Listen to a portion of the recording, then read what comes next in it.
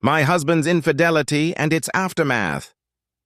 I am Amy Stone, née Brack, a reasonably intelligent, reasonably attractive woman in her early 20s when this story unfolds. For probably most of my life, I was what you might call a people pleaser because I wanted to please everyone. It wasn't until my sophomore year of college when I took a course called The Psychology of Self that I realized what I was and that it wasn't exactly desirable.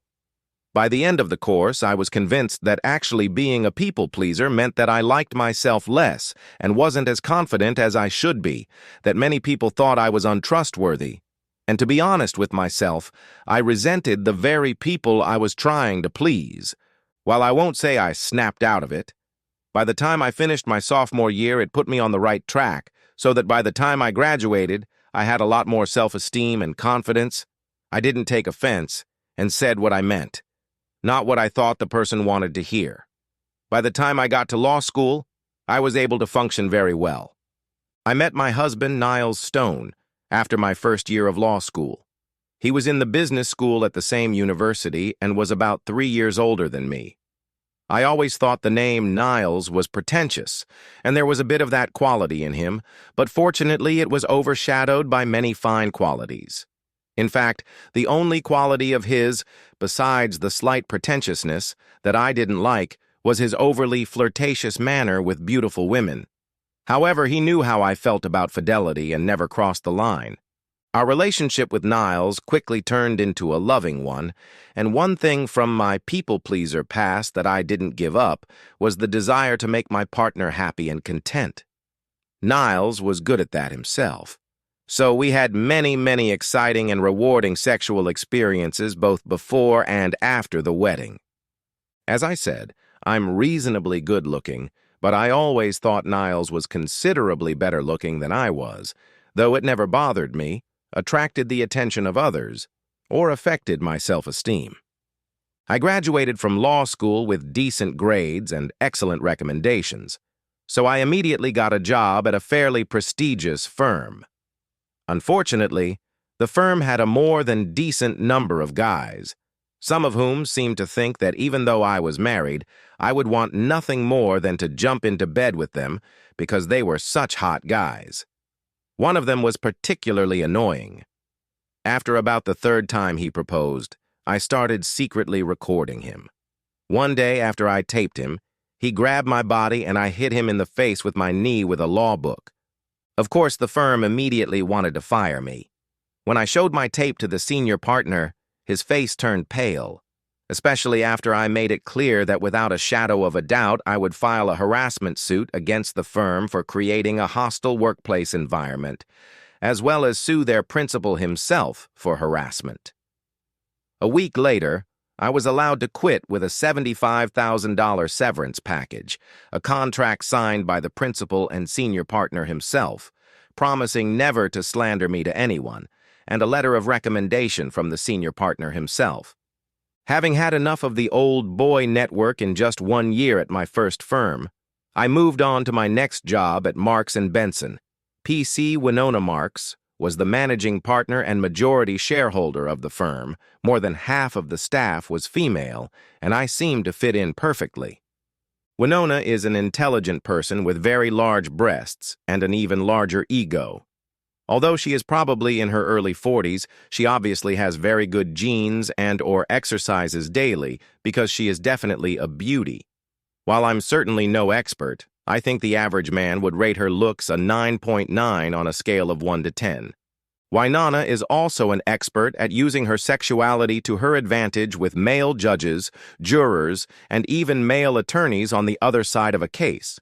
She has been rumored to have been divorced twice, been a man-eater, and is now single. I didn't like Winona, although I respected her legal skills and ability to manipulate people until she tried to do it to me. I really enjoyed working at Winona's firm. Having worked there for less than 3 years, I already had 2 trials under my belt as second chair and 2 as lead counsel. At a critical point in this story, I was second chair on a really important and complex trademark infringement and unfair competition case with John Bradley, our firm's top trial lawyer, as lead counsel for one of the firm's original and most important clients, Zedian Industries, Inc. You know how sometimes you just don't connect with a person or understand a project, while other times you immediately find common ground with a person or project. In my case, I did find common ground with everyone at Z Industries, and I had a real feel for the trademark and unfair competition case. Even though John was the lead attorney, Z Industries General Counsel Kyle Arthur and CEO Brandon Patrice would often call me with questions or to relay information. John is a very trustworthy person, so he never took offense. In addition, John made sure I did not do any rough work by delegating it to two other non-shareholder lawyers. Winona had never met Niles before the company party, which took place about 2 months before the time of this story. Although there were other social events for one reason or another, Niles was unable to attend them, although he demonstrated his desire in every way possible. I regretted that he hadn't attended any corporate events at all after the first one. It was obvious that Winona was very impressed with Niles, and he was very impressed with her looks and huge 9.9 out of 10 breasts. A few times I had to intervene when they got too friendly, especially when Winona started acting tipsy. I sincerely doubt she was drunk, as her temperament demanded that she always be in control, and crashed her breasts into Niles's chest. The ride home from this event was not a happy one. I was angry at both Winona and Niles, but he was the only one in my sphere at that moment, so I lashed out at him. "Did you have fun smearing Winona River's fun packets?" I asked wryly. I only call Niles River when I'm angry with him. It's a lame reference to Egypt's sacred waterway. "What? I didn't do anything. I can't help it that your boss is friendly," he defended himself. That night, we had one of the two biggest fights in our relationship, and it didn't end well because he didn't take my warning about Winona being a man-eater seriously. I slept in one of the guest rooms of our overly large house that Niles just had to have, even though it was blowing our budget, despite our relatively large salaries. I vowed never to go to another corporate event again unless Niles went out of town. On Thursday morning, a little over 2 months after the party Niles attended, Winona made a rare visit to my office and closed the door. After much more pleasant chatter than usual, she said, "I'm having a party at my country house this weekend starting early Friday night. I'd really like you and Niles to come. There are a few guys there I'd like you to meet, and I'm sure you'll have a great time." "Guys I'd like to meet?" I said to myself. What kind of stranger? This further inflamed my already tender feelings. "Thank you so much for the invitation, Winona, but I don't think we can make it," I replied before she interrupted me. "I talked to Niles and he said you're free, so," she stated with a smile. "Wait, when did you talk to Niles?" I interrupted in turn. "Yesterday," she said with a smirk. "How did you get in touch with him?" "I called his cell phone, of course. Silly." "How did you get my husband's cell phone number? He has nothing to do with our business," I snapped back. "Don't be nervous, Amy. We have a lot in common. We're friends," she pouted. I stood up and, looking her straight in the eye, said, "Let me make one thing clear to you, Winona. It's not going to go away with me. I don't appreciate it when you socialize with my husband. From now on, you will only socialize with him in my personal presence. Is that clear?" I growled, raising my voice. "You have no right to talk to me like that," she snapped back. "You're my subordinate." "I don't care what our relationship is. If you ever speak to my husband again when I'm not personally around the day after I find out about it, my resignation letter will be on your desk," I replied, this time in what I hoped was a calm, controlled, icy tone. Winona tried to tone it down. "Look, Amy, I like you, and you have a real future at this firm. You shouldn't let things like this distract you. They don't mean anything." At that moment, there was a knock on my door, and my secretary Janet peeked into the room. "I'm sorry to interrupt you, Mrs. Stone, Ms. Marks, but there's a call for you from Kyle Arthur, Mrs. Stone, and he says it's urgent." Paying no further attention to Winona, I sat down at my desk, took a deep breath, picked up the phone, and cheerfully said, "Hey, Kyle. What's up?" After Kyle and I started talking about the upcoming trademark lawsuit, Wynonna got the message and walked away, steam coming out of her ears. After dealing to my satisfaction with the urgent matters Kyle was facing, I tried to call Niles, but I couldn't get through to his work or cell phone. I busied myself with other things and decided to wait to talk to him when I got home from work. Niles met me at the door when I got home. After initial pleasantries and more affection than he ever showed on a normal weekday, he started by saying, "So, we're going to your boss's country house for the weekend. I think you told me once that she has horses and I like to ride and haven't been there in a while." My angry thought, which I didn't express in response to this, was, "I know exactly what you want to ride, and it's not her horses." Instead, I said, "No, I don't want to ride." "Why?" "Because I don't like the way Wynonna seems to ingratiate herself to you, that's why, and I want to avoid the scene," I snapped back. "Look, Amy, there's nothing between us," he started before I rudely interrupted him. "I don't like you taking a long lunch with her. You have no reason to," I stated, crossing my arms. Of course, I had no idea if Niles and Wynonna had ever had lunch together, let alone long lunches. But he probably didn't know what Wynonna had told me and wouldn't have risked denying it if he did. After a brief pause and a wide smile, he continued trying to blow smoke out of my story. "Amy, honey, it was only 2 or 3 times, and we spent most of the time talking about how wonderful you are and how good you are at the firm," he said. Yes, he did say that. "That can't be true," I snorted. "What does that mean?" He objected. "You had straight A's in English in school. I think you can figure that out," I interjected again. We went back and forth a bit more before he made the fatal mistake. "Honey, we have a lot of expenses with our house," he began before I interrupted him again. "That house that you just had to buy and that I thought was too expensive. That house, you mean?" "Amy, that's not fair. We both love it. With our expenses, we can't have you getting your boss in trouble and getting fired or doing something stupid like quitting." I cocked my head up. There was no way he'd be talking about me getting fired if Wynonna hadn't relayed my threat to him. "Have you been in touch with Wynonna today?" I don't remember but..." He stuttered before I interrupted him again. "Let me see your cell phone call log and message log for today. Not the messages themselves, just the log," I growled. "That's an invasion of my privacy. There's personal customer stuff in there." "I said I don't want to see the content of the texts, just the log," I repeated.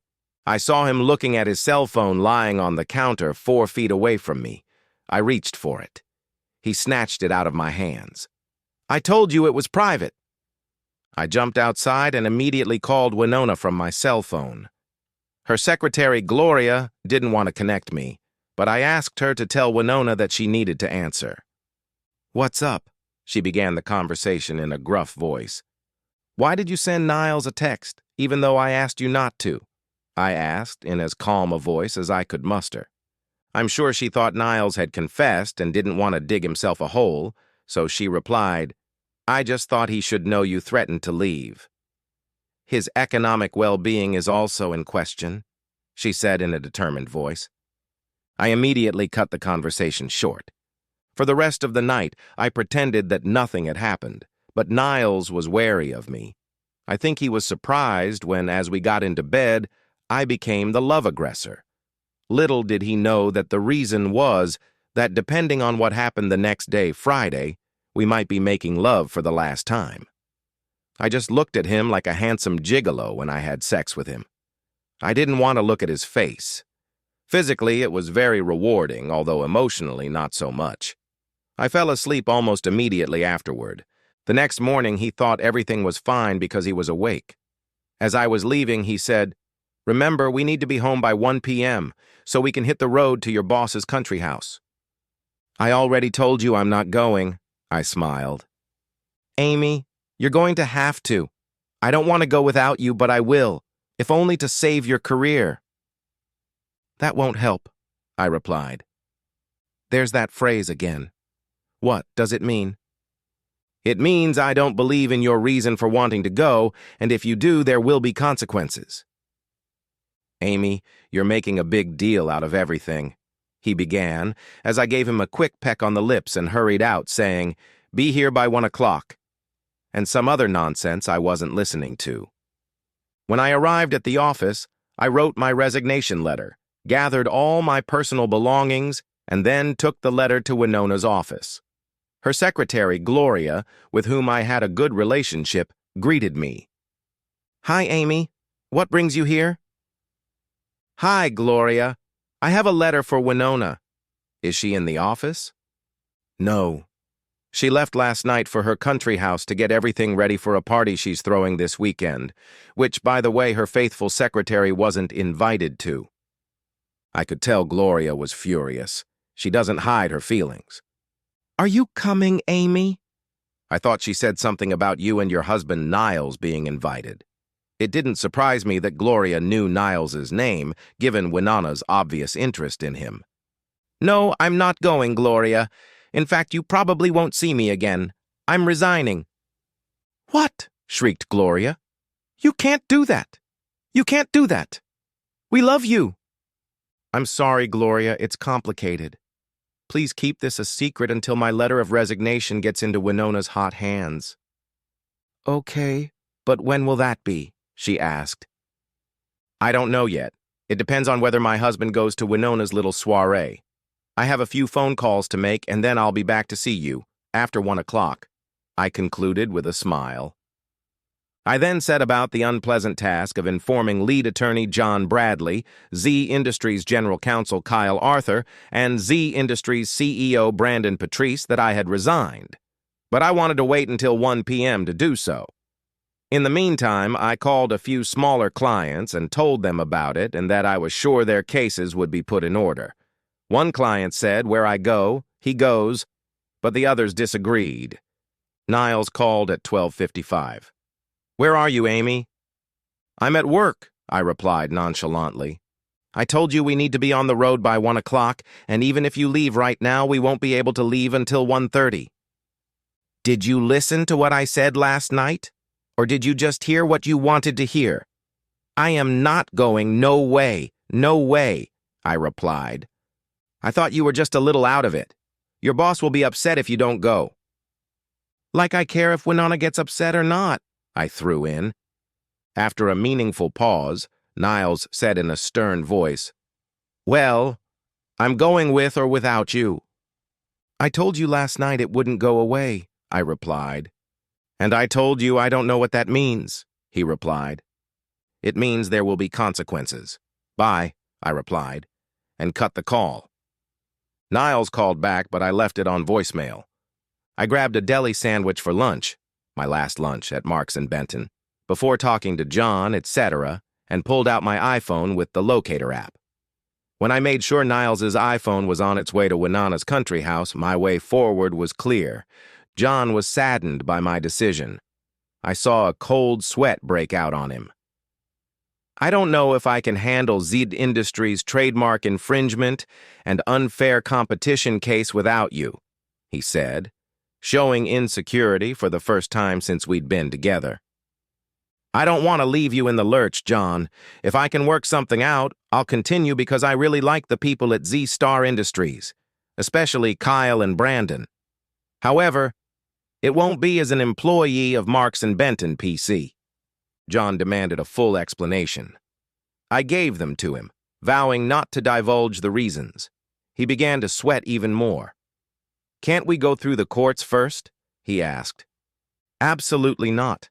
I told that fool I would resign the day after her next contact with Niles, which is today, and I'm a woman of my word," I replied firmly.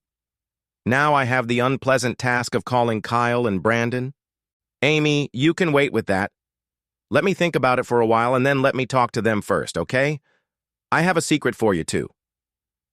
I was diagnosed with hypertension a week ago. I'm on medication, and the doctor explicitly advised me to reduce my workload and stress, or I won't be long for this world," John said glumly. "I'm so sorry, John. That's terrible." "Yeah, tell me about it. I've always been a hard nerve, and if I keep this up, it will lead to an early grave. I don't want you to be sad for me or change your mind. I just need to find a solution, he said, wiping his forehead. Yeah, I don't know what to say, I stammered. Just give me some time to think about it and call Kyle. Can you wait until 3 o'clock? No problem, John, I'll wait, I replied solemnly. I went through all my files to make sure I hadn't forgotten anything, took my personal belongings to the car in 2 trips, and checked the locator app on my iPhone again, which showed that Niles was not far from Winana's country house. By then it was about 3:30. My cell phone rang. It was Kyle Arthur. Hi, Kyle, I answered. Hi, Amy, he replied. I just talked to John. He gave me both bad news, his health and your resignation. He told me that your resignation is due to personal reasons and he wouldn't go into details and I won't ask. But John and I would like to arrange for you to continue the trial as lead counsel, regardless of your departure from Marks and Benton. That sounds great, Kyle, because I certainly don't want to leave you in the lurch and I'm really enjoying working on this case, I replied enthusiastically. We talked for another half hour about how things might work out. Then he asked, You have a lot of money. Do you need an advance? I wasn't about to tell him that I still had half of the severance pay from my first firm, plus half of our brokerage and checking accounts that I had converted earlier that day. I think we'll be fine, but if everything works out, maybe you can pay my first bill quickly. No problem, he laughed. We talked some more and then signed the papers. By then it was 4:30, and I hurried into Gloria's office, hoping she hadn't left yet. Gloria was just about to leave when I walked in. Gloria is always short on money. I don't know what she spends it on. And since she wanted to be invited to Winana's event, I figured she'd accept my offer with open arms. Gloria, how would you feel about making $400 and having a great excuse to go to Winana's country house? Who do I have to kill? She laughed. I need you to take my resignation letter to Winana's country house. However, you have to get there before Winona gets out of bed. When she gets up, you must give her my resignation letter and tell her that I insisted that you take this letter to her, even though you don't know what it's about, because I told you it was urgent. Then, while you're there, observe, as best you can, which bedroom my husband Niles comes out of, and then call me on your way back, I explained. Gloria chuckled. Okay, Amy, except you never tell me where you get the information I give you if it's juicy, do you? I promise, and it will be juicy, I replied solemnly, holding out $400 bills into her hands. Not surprisingly, the next day Gloria reported that Niles was probably sharing a room with Winona, and both were hung over. I didn't really need her report because about the time they were supposed to be up, my cell phone rang continuously. First, Winona's number popped up on the caller ID, then Niles, repeated several times, then from a number I didn't know, which I'm sure was one of the guest phones used by Niles or Winona. I let all calls go to voicemail. I was too busy. That day, Saturday, I needed to find a new place and move as much stuff as possible. I rented a short-term apartment and storage unit and paid 3 neighborhood high school students to help move my stuff. Early Sunday morning, I was moving the last load when Niles showed up. What's going on, Amy? Why did you quit and why aren't you answering your cell phone? He asked in an annoyed voice. I quit because Winona contacted you when I told her I would leave if she did, and I didn't answer the phone because I told you there would be consequences if you went to her country house alone, and I don't want to hear your lame excuses, or how you didn't really have sex with her, or you were drunk, or you apologize and we can get past this, I growled. He noticed my car was loaded. Where are you going? Away from you. You'll be served with divorce papers tomorrow. Have a happy life, I said wryly, getting in my car and driving away. Niles seemed to be yelling something, trying to catch up with me, but I couldn't hear him, and I wasn't interested. Monday morning at Marks and Benton, PC was a hell of a morning. Both John and Gloria informed me that Winona went on a tirade. She was especially furious that I hadn't answered the phone. And she'd learned from Niles that I'd left home, so she didn't even know how to find me. Things got even worse after lunch when Kyle, Arthur, and John informed her that I would be handling a trademark and unfair competition case, the firm's biggest case of the year. Judging by the messages left, Niles wasn't having a good day either when he was served with the simple divorce papers I had prepared over the weekend and filed in court Monday morning. He must have said half a dozen times in his phone messages and texts, "How am I going to pay for the house?" My only response, via text, was, "Sell it or let it go into foreclosure. Not my problem."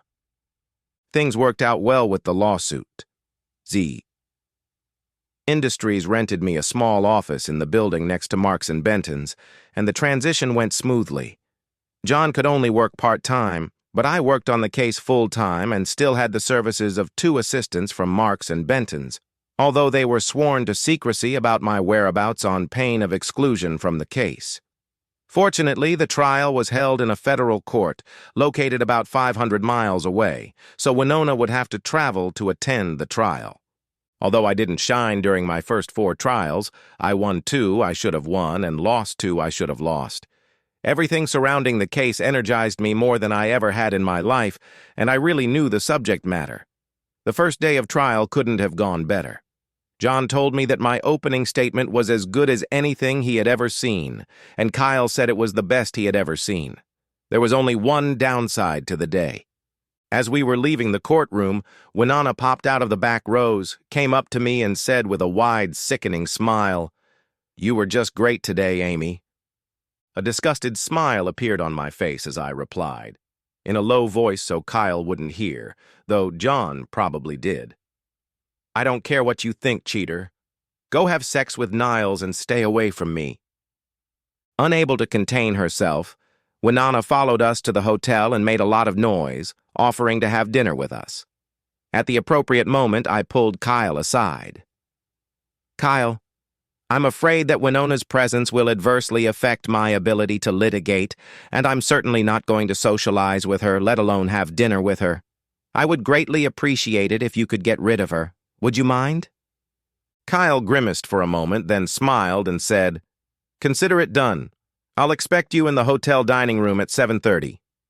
"Thanks," I said, squeezing his hand, then headed to my room to shower and go over the witness scripts for the next day. The next day, Winona wasn't at dinner or at the courthouse. The second day went as well as the first, so well, in fact, that at the end of it, the defendant's CEO, who had attended the trial, approached Kyle and asked to speak to him for that night. On the way back to the hotel, Kyle said to me, "From the look on his face and demeanor, I expect our opponent to accept our latest settlement offer. Can you meet with us?" "Kyle, I think it would be best if you met with him without me. You can take John if you want. I'll be preparing for tomorrow, and I won't be of any use at the settlement conference. I'm a warrior, like Xena," I grinned, "not a diplomat. However, if you don't get a settlement at least 10% better than your last offer, don't settle. We're going to win big." "All right," he laughed. "I'll talk to John, and you're on your own for dinner." "Room service," I grinned. Kyle called my room at 10 o'clock. At the beginning of the conference, they tried to accept our latest settlement offer. I laughed it off. We settled the case 20% better in every way than our last settlement offer. "You're a genius. Brandon wants you to fly straight from here to our office for a victory celebration." "You haven't signed the papers yet, have you?" "No, but our secretary is working on them, and they'll be ready at 7 in the morning. When the papers are signed, I'll stop working. Until then, I'll work like tomorrow is another court date." I grinned. "Okay, but get some sleep," he laughed. When the trial was scheduled to start the next day, both sides were able to present the judge with a signed settlement agreement and consent decree for him to accept. The jurors were disappointed that they couldn't decide the case, but the judge allowed us to interview them. Their unanimous opinion was that they would have been very happy for us, but since juries are fickle, it made sense to settle on the good terms we reached. The party at Z-Star Industries went well. After it was over, Brandon and Kyle sat down with me. "Amy, We are very impressed with your abilities. We want you to handle all litigation for us in the future. Start your own firm, hire at least 3 more attorneys, and we'll be right there with you. In fact, we have 2 more infringement and unfair competition cases coming up." I was very touched. I heard that Winona was furious when Kyle told her that ZDL Industries was transferring all the litigation to the new firm I was starting, especially since ZDL Industries was her longest-standing client. Although her firm still handled other cases for them, litigation was where the big money was rolling in. My new firm, with a lawyer from Marks & Benson transferring from the first firm I worked at and an opposing counsel from one of my first lawsuits, was up and running within 6 weeks. Everything was easy to arrange thanks to the large bonus check that ZDL Industries gave me as a result of the settlement.